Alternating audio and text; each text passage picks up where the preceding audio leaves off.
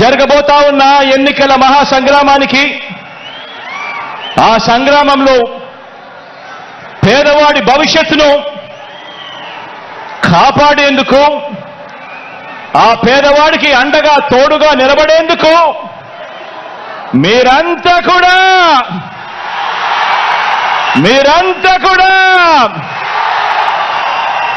సిద్ధమేనా అని అడుగుతా ఉన్నాను.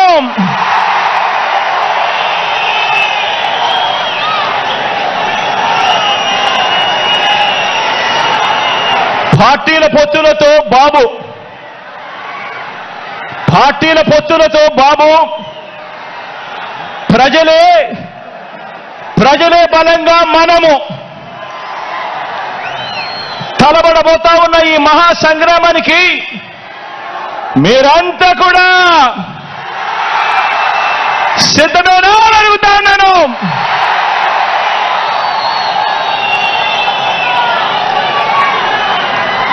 జగన్ను ఓడించాలని వారు, పేదల్ని గెలిపించాలని మనం చేయబోతున్న ఈ యుద్ధంలో మరో చారిత్రక విజయాన్ని సొంతం చేసుకోవటానికి మీరంతా కూడా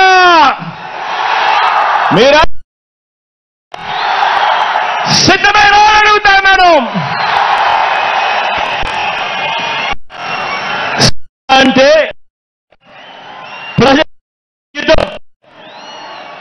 సిద్ధం అంటే ఓ ప్రజా సముద్రం. ఇప్పటికే ఉత్తరాంధ్ర సిద్ధం, ఇప్పటికే ఉత్తర కోస్తా సిద్ధం, ఇప్పటికే రాయలసీమ సిద్ధం, ఈరోజు దక్షిణ కోస్తా కూడా సిద్ధం.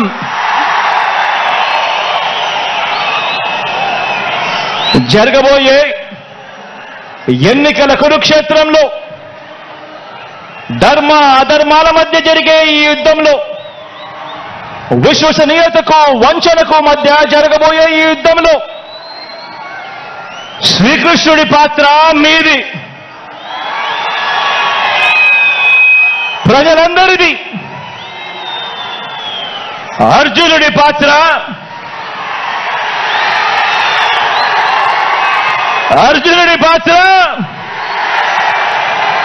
మీ బిడ్డది, మీ అన్నది, మీ తమ్ముడిది.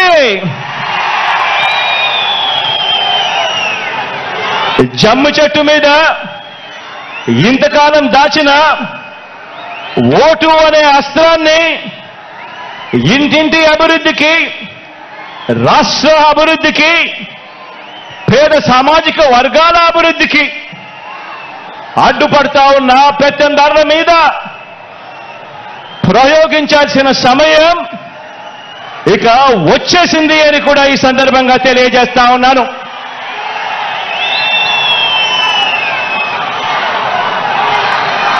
నాకు,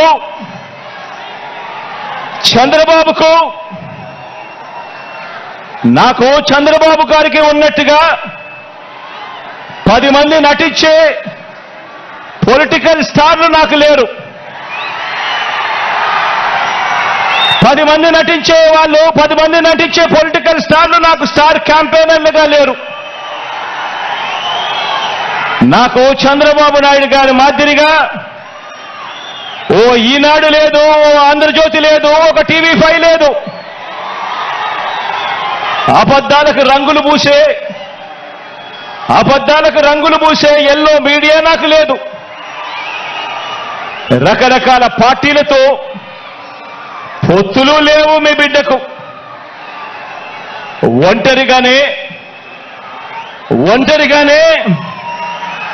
ఎన్నికలకు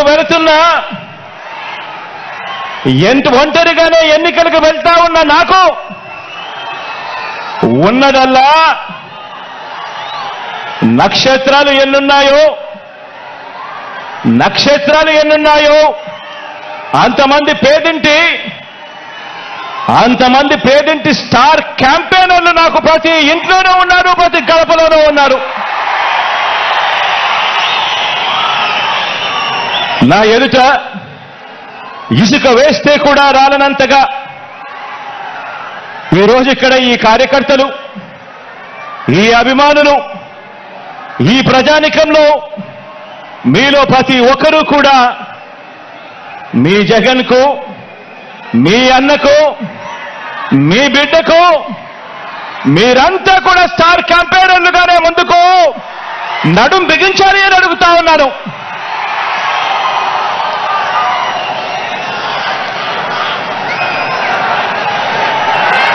బహుశా మరో 4 రోజుల్లోపే ఎన్నికల నోటిఫికేషన్ వచ్చేస్తా ఉంది. ఈ రోజు నుంచి బహుశా 4 రోజుల్లోపే ఎన్నికల నోటిఫికేషన్ వచ్చేస్తా ఉంది. పార్టీలు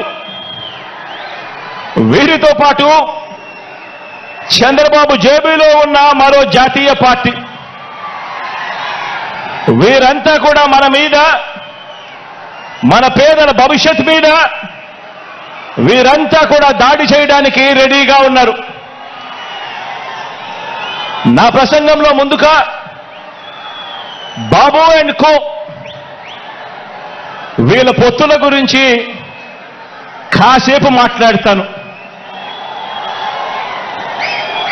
వీరందరిది కూడా ఈ పార్టీలందరిలో కూడా వీరందరికీ సైన్యాధిపతులే తప్ప ఏ పార్టీలో కూడా సైన్యం ఎక్కడా లేదు. ఇందులో కొన్ని పార్టీలు గత ఎన్నికల్లో నోటాకొచ్చినన్ని ఓట్లు కూడా రాని పార్టీలు, తమ స్వార్థం కోసం రాష్ట్రాన్ని అన్యాయంగా విడగొట్టిన పార్టీలు, రాష్ట్ర ద్రోహుల పార్టీలు, మరికొందరు ప్రజల చేతుల్లో చిత్తుగా ఓడిపోయిన పార్టీలు, ఓడిపోయిన వ్యక్తులు. ఇటువంటి వారందరూ కూడా మనకు పోటీగా అటువైపున ఉన్నారు. మనం 5 కోట్ల ప్రజల అండదండలతో ఇంటింటికి మంచి చేసి మనం ఈరోజు సిద్ధమని అంటా ఉంటే, వారి వెనుక ప్రజలు లేరు కాబట్టి, చేసిన మంచి చెప్పుకునే పరిస్థితి లేదు కాబట్టి, అరడజను పార్టీలతో, అరడజను ఎల్లో మీడియా సంస్థలతో పొత్తులతోనూ, ఎత్తులతోనూ, జిత్తులతోనూ ఎక్కే గుమ్మం దిగే గుమ్మంగా వారు రాజకీయం నడుపుతా ఉన్నారు. ఒకప్పుడు ఇదే చంద్రబాబు నాయుడు గారి నోట్లో నుంచి మాటలు వచ్చేటివి. జాతీయ రాజకీయాలను తానే ఏలానని, స్టీరింగ్ కమిటీ చక్రం తానే తిప్పానని, ప్రధానుల్ని, రాష్ట్రపతుల్ని తానే నిర్ణయించానని ఒకప్పుడు ఇదే చంద్రబాబు ఊదరగొట్టేవాడు. ఈ రోజున ఏపీలో మనందరి ప్రభుత్వం చేసిన ఇంటింటి అభివృద్ధి వల్ల, ఇంటింటికి చేసిన మంచి వల్ల మనకున్న ప్రజాబలం ముందు నిలబడలేక, మనతో నేరుగా తలబడలేక, ఏపీలో తన సైకిల్ చక్రం తిరగటం లేదని ఢిల్లీకి వెళ్లి దత్తపుత్రుడితో కలిసి పడిగాపులు కాసి ఢిల్లీలో మోకరిల్లుతా ఉన్న పరిస్థితులు ఈరోజు చంద్రబాబు నాయుడు గారి పరిస్థితి. ఆలోచన చేయమని అడుగుతా ఉన్నా. కేవలం జగన్ ఒకడు ఇటువైపున, జగన్ వల్ల మంచి జరగకపోయిందంటే ప్రతి ఇంటికి, జగన్ గన తన మేనిఫెస్టోలో చెప్పిందంతా కూడా తాను చేయకపోయిందంటే, జగన్ అనే ఒకే ఒక్కడు చంద్రబాబు నాయుడు గారి గుండెల్లో రైళ్లు పరిగెత్తించుకొని పోయింటే,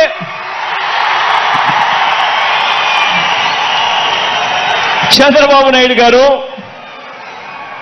ఇన్ని పొత్తుల కోసం ఎందుకు పాకులాడుతా ఉన్నాడు? ఇంతమందితో పొత్తుల కోసం ఎందుకు అగసాట్లు పడతా ఉన్నాడు? ఎందుకు ఢిల్లీ దాకా వెళ్ళి అక్కడ మోకరిల్లుతా ఉన్నాడు? దీనికి కారణం చిత్తశుద్ధితో నిజాయితీతో మనం చేసిన మంచి, అన్ని వర్గాల మీద మనం చూపించిన కమిట్మెంట్, ఇంటింటికి మనం చేసిన అభివృద్ధి, ఈ రోజున మన పార్టీ మన ప్రభుత్వం నిండుగా విరగ కాసిన మామిడి చెట్టులా మనముంటే, చంద్రబాబు నాయుడు గారి పార్టీ అందరినీ కూడా మోసం చేసి వెన్నుపోట్లు పొడిచి గత పాపాలకు ఫలితం అనుభవిస్తూ తెగులు పట్టిన చెట్టులా చంద్రబాబు నాయుడు గారి పరిస్థితి ఉంది.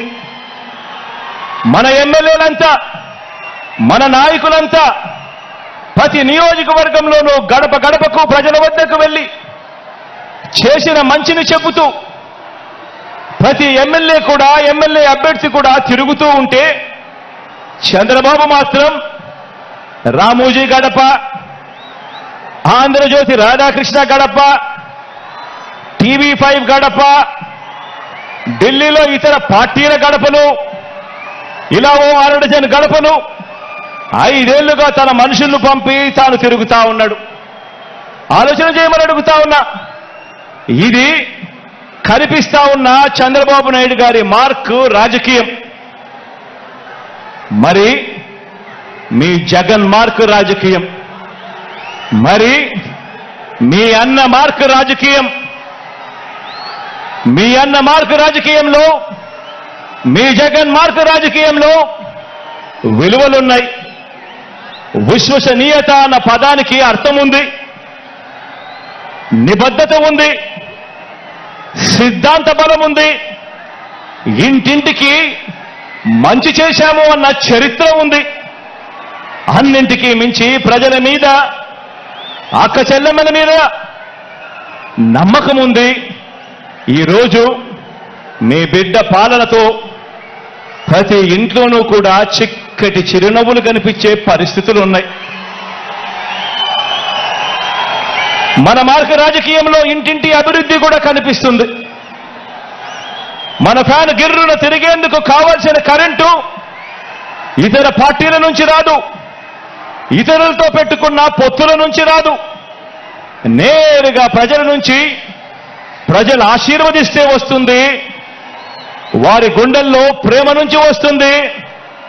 మన పార్టీకి, మన ఫ్యాన్కు కరెంటు, మన ఫ్యాన్కు కరెంటు మనందరి ప్రభుత్వం ఇంటింటికి చేసిన మంచి నుంచి వస్తుంది. మనం అందించిన నవరత్నాల్లో నుంచి మన ఫ్యాన్కు కరెంట్ వస్తుంది.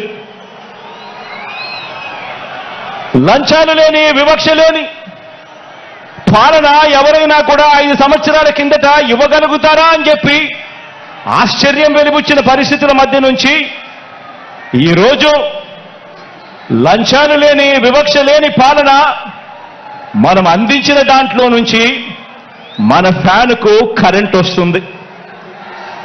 మన ఫ్యాన్కు కరెంటు మాట తప్పకుండా మేనిఫెస్టోను ఓ బైబిల్ గాను, ఓ ఖురాన్ గాను, ఒక భగవద్గీత గాను ఇంతవరకు ఎప్పుడూ కూడా ఎవరూ కూడా చెయ్యని విధంగా, మేనిఫెస్టో అంటే చెత్తబుట్టలో వేసే డాక్యుమెంట్ కాదు. మేనిఫెస్టో అనంటే ఒక పవిత్ర గ్రంథం అని భావించి 99% హామీలు అమలు చేసిన ఆ నిజాయితీ నుంచి ఈరోజు మన ఫ్యాన్కు కరెంటు వస్తుంది. మరి చంద్రబాబు సైకిల్ పరిస్థితి ఏమిటి అని చెప్పి ఒక్కసారి గమనిస్తే, చంద్రబాబు నాయుడు గారి సైకిల్ పరిస్థితి ఏమిటి అని గమనిస్తే, చంద్రబాబు సైకిల్కు ట్యూబులు లేవు, చంద్రబాబు సైకిల్కు టైర్లు లేవు, చంద్రబాబు సైకిల్కు చక్రాలే లేవు, చంద్రబాబు సైకిల్ తుప్పు పట్టిన పరిస్థితిలో ఈరోజు ఉంది. ఆ తుప్పు పట్టిన సైకిల్ను తొక్కటానికి, ఆ తుప్పు పట్టిన సైకిల్ను తోయటానికి ఇవాళ చంద్రబాబు నాయుడు గారికి వేరే పార్టీలు కావాలి. ఇది చంద్రబాబు నాయుడు గారి జాబ్ రిక్వైర్మెంట్. ఎందుకంటే బాబు పేరు చెబితే గుర్తుకొచ్చే ఒక్క మంచి కూడా ప్రజల నోట్లో నుంచి వినపడదు. చంద్రబాబు పేరు చెబితే గుర్తుకొచ్చే ఒక్క స్కీము కూడా ప్రజల నోట్లో నోట్లో నుంచి వినపడదు, కనిపించదు. అందుకే పొత్తుల్లో భాగంగా ముందుగా ఒక ప్యాకేజీ ఇచ్చి ఒక దత్తపుత్రుని తెచ్చుకున్నాడు ఈ పెద్ద మనిషి చంద్రబాబు నాయుడు. దత్తపుత్రుని ఎందుకు తెచ్చుకున్నాడంటే, ఈ ప్యాకేజీ స్టార్ అయితే సైకిల్ సీటు తనకు కావాలని అడగడు, తన వారికి సీట్లు ఇవ్వకపోయినా కూడా ఈ పెద్ద మనిషి, ఈ దత్తపుత్రుడు అడగనే అడగడు. ఎందుకు ఇన్ని తక్కువ సీట్లు నాకు ఇస్తున్నావు అని చెప్పి అంతకన్నా క్వశ్చనే చెయ్యడు. కావాలంటే తాను తాగుతా ఉన్న టీ గ్లాస్ కూడా బాబుకే ఇచ్చేస్తాడు. చంద్రబాబు సిట్ అంటే కూర్చుంటాడు, చంద్రబాబు స్టాండ్ అంటే నిలబడతాడు. సైకిల్ను ఎప్పుడు దిగమంటే అక్కడ దిగుతాడు, ఎప్పుడు సైకిల్ను తోయమంటే అప్పుడు తోస్తాడు. పొత్తుల్లో ఉండమంటే పొత్తుల్లో ఉంటాడు, విభేదించినట్టు డ్రామాలు ఆడమంటే రక్తి కంటిచ్చే డ్రామా కూడా ఆడుతాడు. వెనకటికి చంద్రబాబు నాయుడు లాంటి నాయకుడిని ఎవరో అడిగారట. వెనకటికి చంద్రబాబు నాయుడు గారి లాంటి నాయకుడిని ఎవరో అడిగారట, అయ్యా పరిపాలన చేసేవారు కలకాలం గుర్తుండాలంటే ఎలాంటి పనులు చేయాలి అని చెప్పి అడిగారట. ఎలాంటి పనులు చేస్తే కలకాలం గుర్తుండిపోతాం ప్రజల్లో అని చెప్పి అడిగారట. అప్పుడు ఆ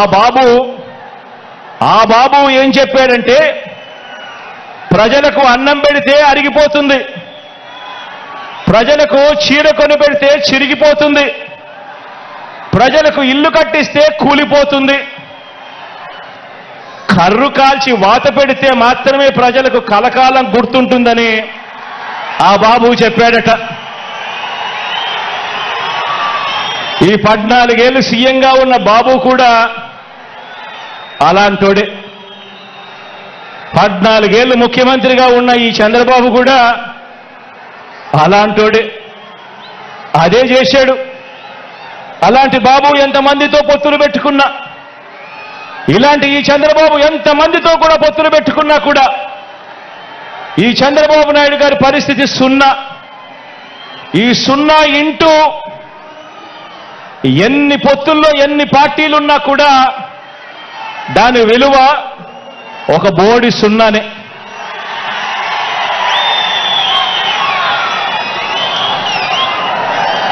ఆశ్చర్యం ఏమిటో తెలుసా,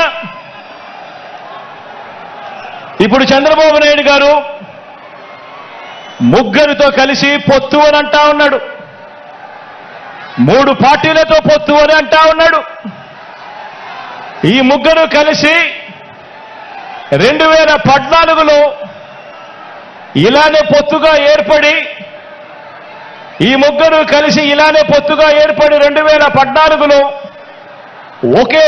ఒకే స్టేజ్ మీద కూర్చొని వీళ్ళంతా కూడా భాషణలు ఇచ్చారు, మీటింగులు పెట్టారు. ఒకే ప్రకటనలో ఇలా ముగ్గురు ఫోటోలు వేసి, ఒకే ప్రకటనలో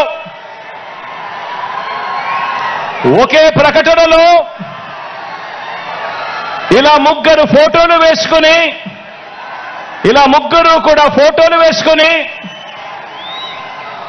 చంద్రబాబు నాయుడు గారి సంతకం పెట్టి ఇంటింటికి ఈ పాంఫ్లెట్ను పంపించాడు. ఇంటింటికి పంపించిన ఈ పాంఫ్లెట్లో చంద్రబాబు నాయుడు గారు ఏం రాశారో తెలుసా? ఈ ముగ్గురు ఫోటోలు పెట్టి చంద్రబాబు నాయుడు గారి సంతకం పెట్టి 2014లో వీళ్ళే కూటమిగా ఏర్పడి ఇంటింటికి పంపించిన ఈ పాంఫ్లెట్లో వీళ్ళు రాసిన మాటలు, రైతులకు రుణమాఫీ పైన మొదటి సంతకం చేస్తాను, డ్వాక్రా సంఘాల రుణాలన్నీ పూర్తిగా రద్దు చేస్తాము, మహిళల రక్షణకు ఉమెన్ ప్రొటెక్షన్ ఫోర్స్ ఏర్పాటు చేస్తాము, ఆడబిడ్డ పుట్టిన వెంటనే మహాలక్ష్మి పథకం కింద 25,000 రూపాయలు బ్యాంకు అకౌంట్లో డిపాజిట్ చేస్తాము, ఇంటింటికి ఒక ఉద్యోగం ఇవ్వలేకపోతే ఉపాధి ఉద్యోగం వచ్చేదాకా నెల 2,000 రూపాయలు నిరుద్యోగ భృతిగా ఇస్తాము. 10,000 కోట్లతో బీసీ సప్లాను, చేనేత మరియు పవర్ లూమ్స్ కు సంబంధించిన రుణాలు మాఫీ, అర్హులైనందరికీ కూడా 3 సెంట్ల స్థలం, అర్హులైనందరికీ కూడా 3 సెంట్ల స్థలం, పక్కా గృహాలు మంజూరు చేస్తాము. రాష్ట్రాన్ని సింగపూర్గా మించి అభివృద్ధి చేస్తాము. ప్రతి నగరంలో హైటెక్ సిటీ నిర్మిస్తాము. ఇదే చంద్రబాబు నాయుడు గారు, ఇదే కూటమిలో ఉన్న ఇదే దత్తపుత్రుడి ఫోటో, ఇదే ఇప్పుడు చంద్రబాబు నాయుడు గారు ఢిల్లీకి వెళ్లి ఏకంగా కూటమిగా ఏర్పడి పొత్తులోకి తెచ్చుకున్న మోడీ గారి ఫోటో. వీళ్ళు ముగ్గురు కలిసి చంద్రబాబు నాయుడు గారు సంతకం పెట్టి ఈ ప్రతి పాంఫ్లెట్ను కూడా ప్రతి ఇంటికి చంద్రబాబు నాయుడు గారు పంపించాడు. ఇందులో ఇచ్చిన హామీలు ఏవైనా కూడా అమలయ్యాయా అని అడుగుతా ఉన్నాను. ప్రత్యేక హోదా ఇచ్చారా అని అడుగుతా ఉన్నాను.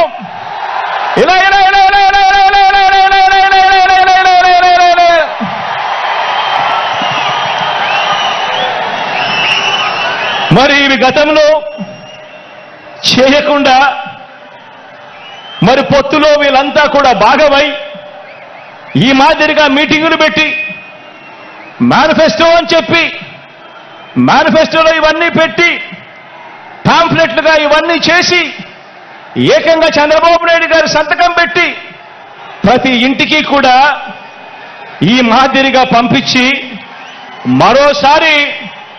మరోసారి ఇదే డ్రామాను, ఇవే పొత్తులు, మరోసారి ఇలాంటివే ఇంతకన్నా ఎక్కువ హామీలు ఇస్తూ మరోసారి మోసం చేసేందుకు ఈ రోజు మళ్ళా చంద్రబాబు నాయుడు గారి పొత్తుల డ్రామాతో మళ్ళీ ఈ రోజు మీ అందరి ముందుకు వస్తా